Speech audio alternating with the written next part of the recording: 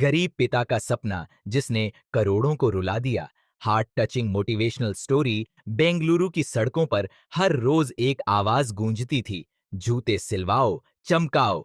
यह आवाज थी हरिराम की, एक मोची जिसने जिंदगी की सारी ठोकरें खाकर भी सपनों से नाता नहीं तोड़ा। उसकी झोपड़ी में एक लड़का था, सोहम, 17 साल का, आंखों में आग और दिल में तूफान लिए। उसके पास न लैपटॉप था न मोबाइल, लेकिन सपना था एआई इंजीनियर बनने का।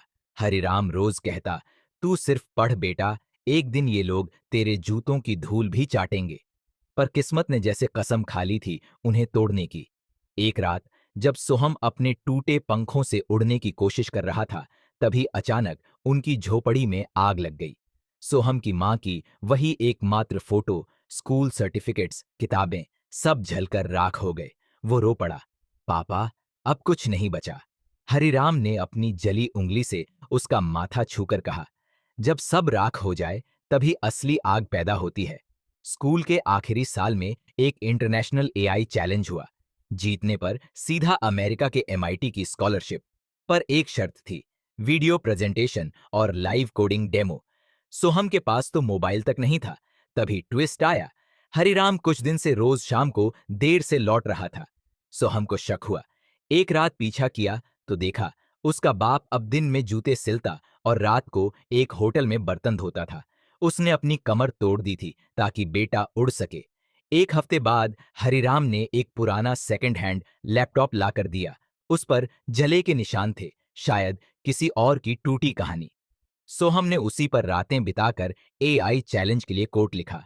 अपने प्रेजेंटेशन में उसने अपने जीवन की सच्चाई डाली, कैसे एक मोची का बेटा मशीन लर्निंग समझ सकता है अगर जिंदगी उसे मौका दे। पर फिर आया सबसे बड़ा झटका। जिस दिन इंटरव्यू कॉल आया, उसी सुबह हरिराम को सड़क दुर्घटना में चोट लग गई।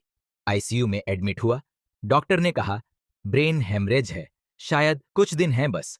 सोहम के पास दो रास्ते थे, एमआईटी का इंटरव्यू या आईसीयू में पापा का हाथ थामे बैठना।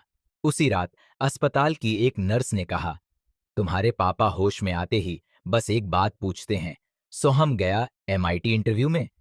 उसने कांपते हाथों से लैपटॉप उठाया, अस्पताल के कॉरिडोर में बैठकर इंटरव्यू दिया। बीच बीच में पापा की मशीन की बीप सुनाई देती और वो फिर स्क्रीन पर झुक जाता। एमआईटी के रिजल्ट्स आए, सोहम टॉप स्कोरर निकला। पर वो मुस्कुराया नहीं, भागा आईसीयू की तरफ। लेकिन हरिराम अब नहीं रहे थे। उनकी मुट्ठी में एक कागज था, पुराना बिल जिसमें लिखा था, सेकंड हैंड लैपटॉप, 18,000 रुपए, पर्पज बेटे का सपना। सोहम टूट गया। एक साल बाद एमआईटी के ग्रेजुएशन स्टेज पर एक भारतीय लड़का खड़ा था, हाथ में एक जोड़ी पुराने जले जूते लिए। उसने सबके सामने कहा, ये मेरे पिता के हैं, वो मोची थे, उन्होंने मेरे सपनों को सील कर दुनिया के सामने चमकाया है। अब सोहम हरिराम एआई फाउंडेशन चलाता है, जहां हजारों गरीब बच्चों को फ्री लैपटॉप, इंटरनेट और कोचिंग दी जाती है। मोरल, सपने सिर्फ सोने वालों के नहीं होते, जिंदा जलते रहने वालों के होते हैं। जो झोपड़ी में भी सपने देखे और उन्हें दुनिया के आसमान तक पहुंचाए, वो ही असली हीरो होता है। कभी हार मत मानो, चाहे आग लगे या आंसू बहें, क्योंकि कुछ सपने सिर्फ पूरे नहीं होते, वो इतिहास बन जाते हैं। अगर आपको यह कहानी दिल को छू गई हो तो इसे लाइक करें, शेयर करें और कमेंट में लिखें, मैं भी हार नहीं मानूंगा।